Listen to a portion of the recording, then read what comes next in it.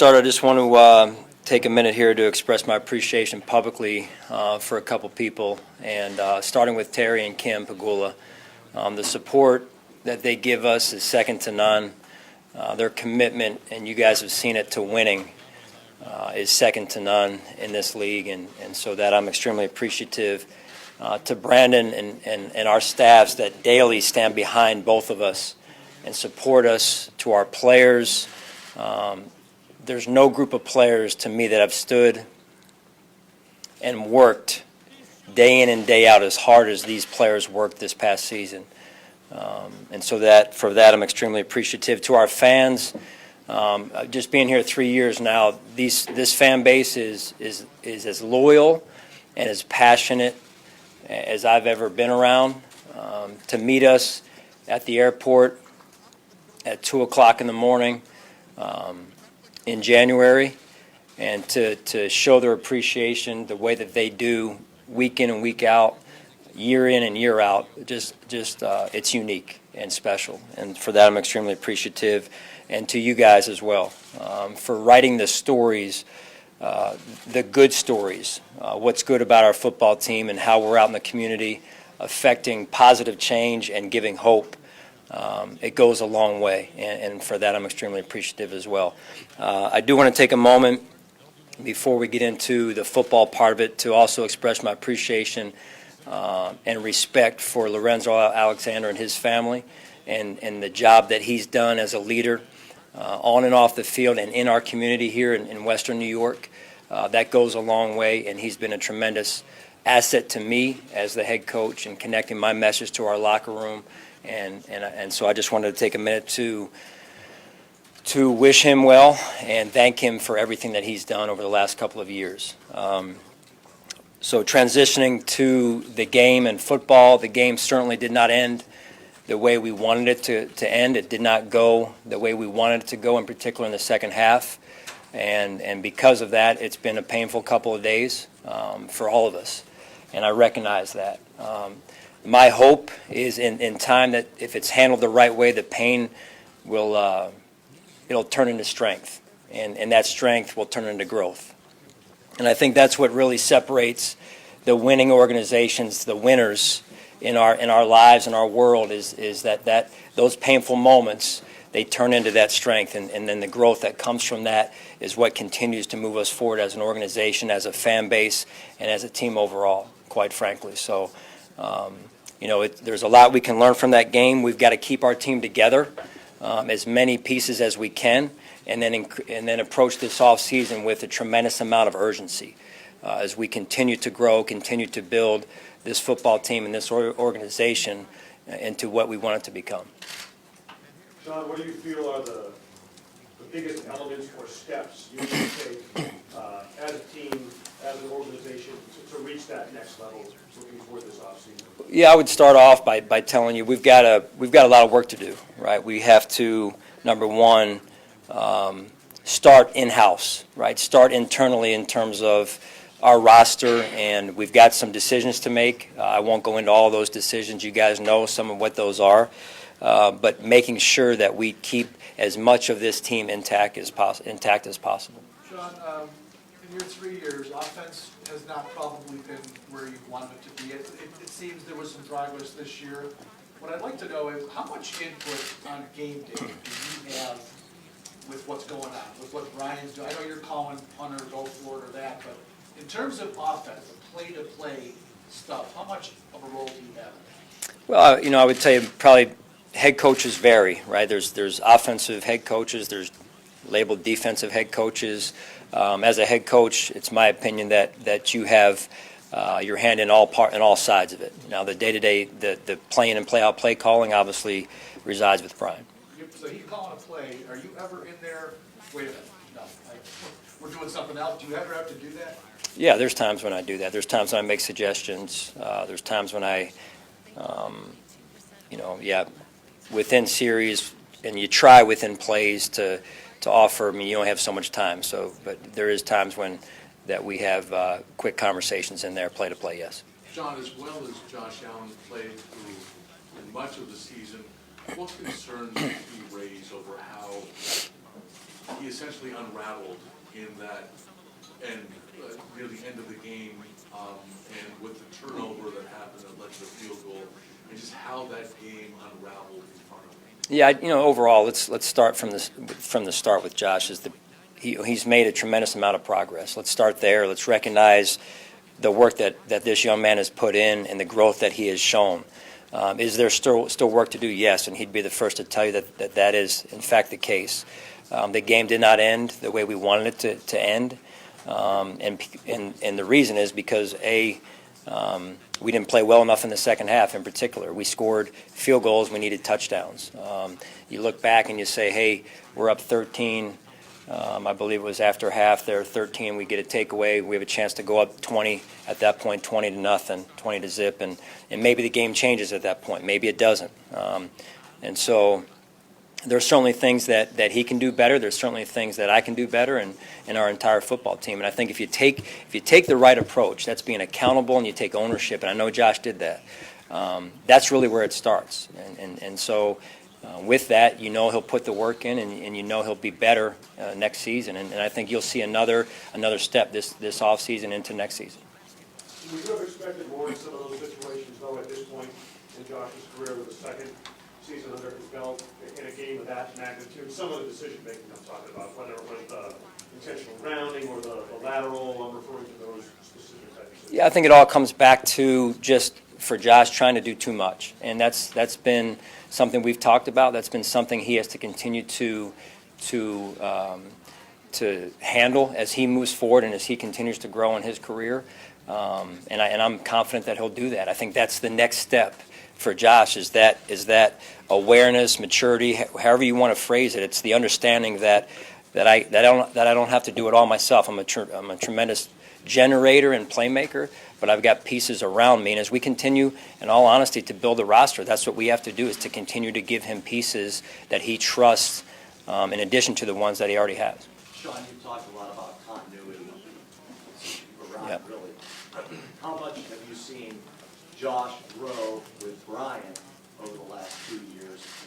And knowing that Brian has interviewed with the Browns, how much concern do you have there that if Josh doesn't have Brian back next year, that he can continue on this upward trajectory? Well, I just think I'm not going to talk about Brian with the Cleveland. I'm going to talk about our football team and where we're trying to go.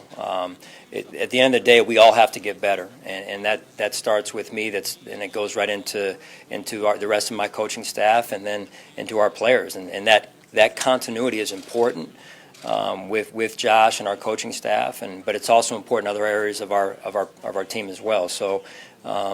We've got some thoughts on where we need to improve, and certainly continuity is important, not just from coach to player, but coach to coach, player to player, and the list goes on. So, the more we're around each other, the more continuity, and that's where we talk about, as I said, keeping this team as intact as possible. That certainly helps you. Sean, what's your timeline on evaluating staff, any changes that we made, things like that? Yeah, we'll listen, we're going to continue to evaluate our whole football team, and that's a piece of it. But for right now, I don't plan on any changes at this point. Sean, you improved really, I think over since you got here, you've given up a lot less points defensively. That's been the major thing that we see. But offensively, you've kind of stayed right, scoring about 19 a game all the way through. What do you got to do to get better offensively in your own mind? Everybody talks about receivers, running backs. What do you need? Execution. It doesn't matter regardless of what you do, right? Regardless of what you do or who you have, at the end of the day, you've got to be able to execute better than the defense executes to score points. And that's a one-liner for you on it. And there's more details that go into it and variables and everything, but we've got to score more points. I think everybody knows that. I know that, and we have to find answers to do that. And that's part of our off season. Coach, despite the work that you said you have to do here in the offseason, in general, how do you feel where Brandon kind of positioning the team going forward? Well, I think as you look at it, you use your five senses as a leader, and part of that is awareness of not just what you see, but what you hear, what you feel, what you smell, I mean, what you touch out there, and that's all, I think that's real, the change that's happened over the last 2.5 to 3 years at this point. And now it's about where we go from here. And I'm excited about what's ahead of us. As much as we can carry over from the foundation that we've built is important to our future success. But there's also an understanding of every year is a new year. Chris and every team has their own team, is their own team, and has their own identity. So that's where the urgency has to come in. We can't sit back, nor will I ever sit back, or Brandon sit back for that matter, and say, hey, this is where we are, we're good, and we just need to take this much more. That's not how this league works. You see, and you've seen teams, one year they're up, next year they're down. I think there was a stat the other day about there's only 1 or 2 remaining teams this year that were in the Final 8 last year. That's the truth of our league. So that's where the urgency comes in, and we have to approach it with a tremendous amount of urgency. John, how do you justify 8 carries for Frank Moore in that game? It seemed like you were referring to his selection and his stature rather than what he is right now. Yeah, I think, Jerry, that's just the way the game and the play call has trended at that point. I know this. It's not good to have one back carry the ball every time, right? So, you like to have 2 backs that work together. It doesn't mean it's exactly how you want it to work out. Every week, not exactly. So, look, at the end of the day, we didn't win the game, and that's my responsibility. John, 3 days later now, you look back on it, your defense really played well all year. Are you still trying to figure out what happened in the fourth quarter and overtime? Because there were some crushing letdowns on defense, which have not been something we've really seen all year. Yeah, I mean, when you look at it, Sal, it's, the things that you have to do in playoff games, in the Super Bowl, you've got to be able to do the little things. And sometimes the little things become the big things, and that's where I was going with it, is tackling. In key moments of the game, we didn't tackle well. And so that showed up fundamentally, and I know I talk a lot about it, and so this is not anything new. It's you have to be able to have high level of execution of your fundamentals in key moments of the game, and we didn't. And then we have to continue as coaches to go back and look at and say why, schematically, why were we putting the players in the position, all of that, and that's really it's really what we have to do is evaluate from top to bottom. Just a quick follow-up, people have asked me to ask you, the 3rd and 18, what exactly happened? Why was there such a gap when your guys dropped so far back on that and they couldn't recover? Yeah, we got what to. Exactly happened? Well, we got too soft in there with underneath coverage, and then we had some young players in there that we got too deep in the coverage, and we played zone on 3rd and 18, which is probably what we believe in to do and keep the ball in front of us, but we didn't react fast enough, and then again tackling came into play. And then he knocked us back, and we didn't knock him back, and we should have been on the scene a little quicker. And so it's young players in that situation recognizing situational football, taking away the deeper routes that would throw and catching without the run and get the first down, and then being able to react quicker underneath. So they made a play, and we did. John, speaking of plays that fans have asked us to ask you about, the opening kickoff in the second half. Yeah. Your interpretation of that and kind of the explanation you got. Yeah. As it all unfolded. Yeah, I wish I could go and give our fans an explanation, but I don't want to go there right now. I can't go there right now. So the part I will say is we had a chance to go up 20-0. I think, or was it 20-0 at that point.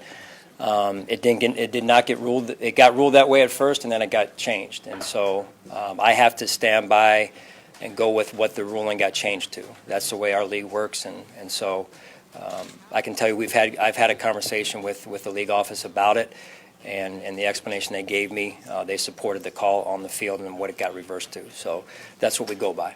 How about the blindside block? Yeah. Do you think they followed the letter of the law there? Again, I asked about that as well, and they felt like it was called the right way. So what about the 0-0? You got 2, the clock running to 0 on that long pass completion? Yeah, we did not talk about that. I mean, there's, they stand by their calls. So. Sean, you guys decided to activate for this game. How do you feel like? And let me go back to the calls part, and I want to reiterate, that's not, we control what we can control, and that is not, I want to make it clear for us, for our team, and for our fan base, that is not why we lost the game. Right? We take responsibility. I take ownership and responsibility as the head coach, and we move forward, and we need to play and coach better. That should not come into play. Go ahead. You decided to activate William. How do you feel like you played, and do you feel like at all his activation took away opportunities from anybody else that, continuity him to build? Yeah, no, not at all. Duke performed. He produced. I know he wanted to have another catch or two, which would have helped us. But the people that earn the playing, when you earn playing time, that's who plays. I don't care who it is, what round draft pick, what they get paid, and the players know this. Whoever earns playing time, that's who plays. With that in mind, he earned it for the playoff game, so then why not for the last half of the season? Was it just something you didn't see enough in practice?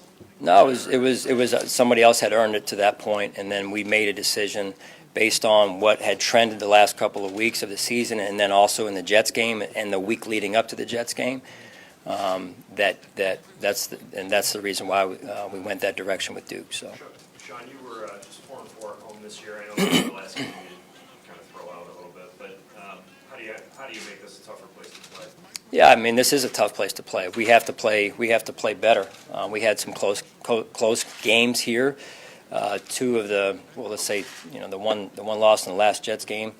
If you take it to three from there, so you say, hey, we've got 3 games, and I think the 2 of them, the New England game and the Baltimore game, went down to the last drive, and the Philadelphia game obviously was the game that we didn't have a chance in the fourth quarter at the end. So, that's a big, bless you, big thing for us is playing well at home and trying to capture the AFC East. Given the length of time, a lot of it, that your players are dispersed in the offseason, and especially in the case of Josh Allen, where he's talked about working with his quarterback guy, Jordan Palmer, like he's done.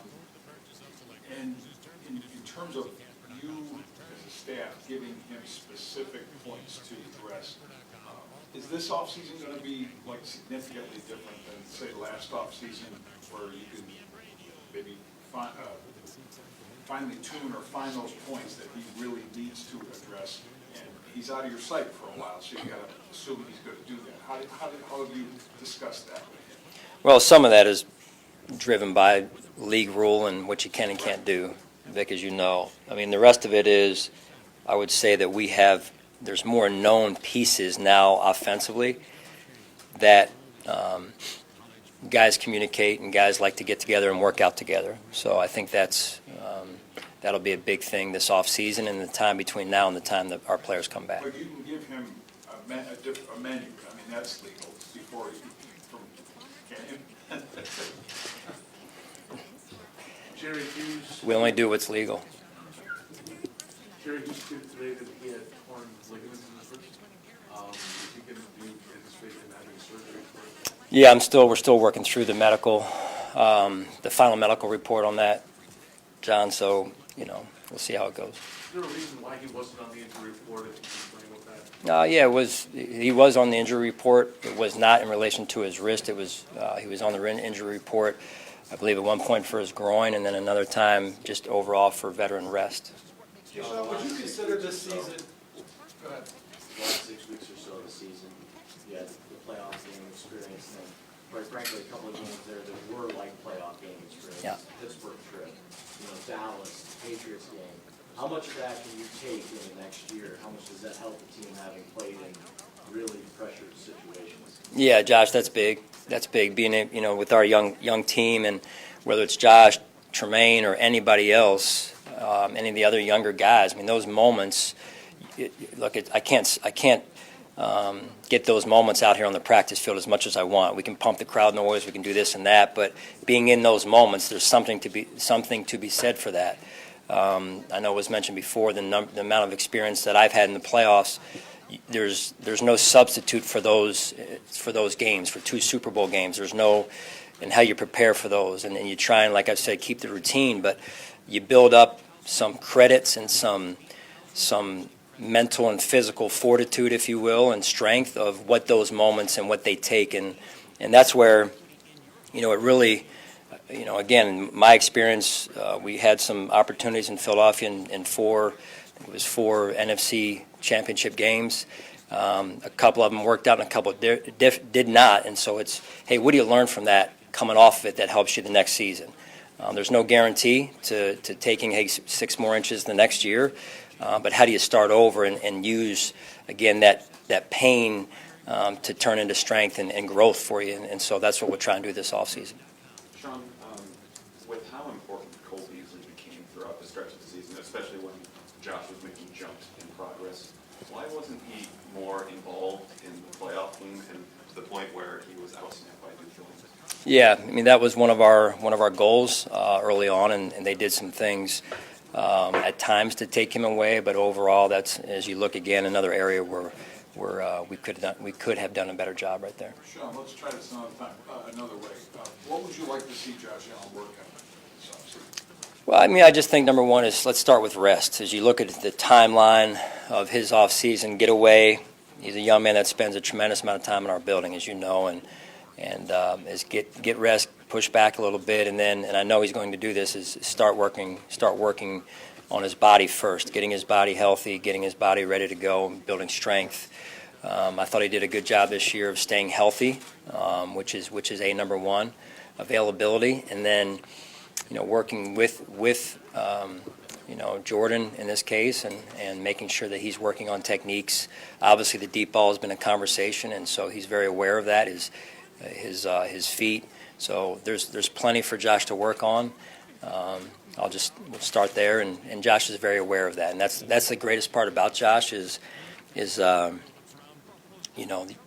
he's aware of it, and he's self-critical, and so that's a start, and he'll take that and combine that with his tremendous work ethic, and I think he'll have a great offseason. How do you believe Tre'Davious White elevated himself this season into the conversation as arguably the best winner in the league?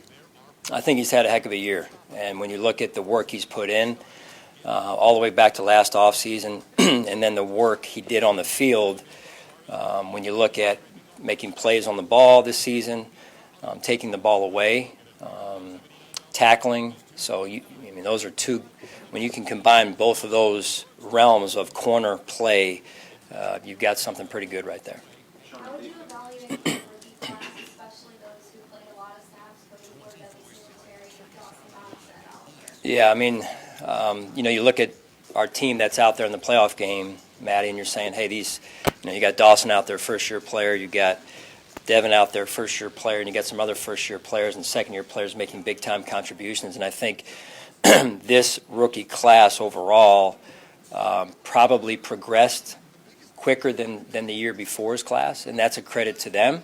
It's a credit to Brandon and his staff, and then also our development team and the way that they got these young guys in a short amount of time to understand what habits need to look like in the NFL if you want to play and you want to perform at a high level. And the players, I think, took the rest of it upon themselves to contribute at a high level, which bodes well again for the future. Sean, at the end of the first half, you guys came out of a timeout. You were up 10-0, and then you elected to run it with Frank Gore and then spike the ball. What went into that decision? Because it seemed like you were playing for the field goal that time. Yeah, no, we weren't. Just that's a series of calls we went back.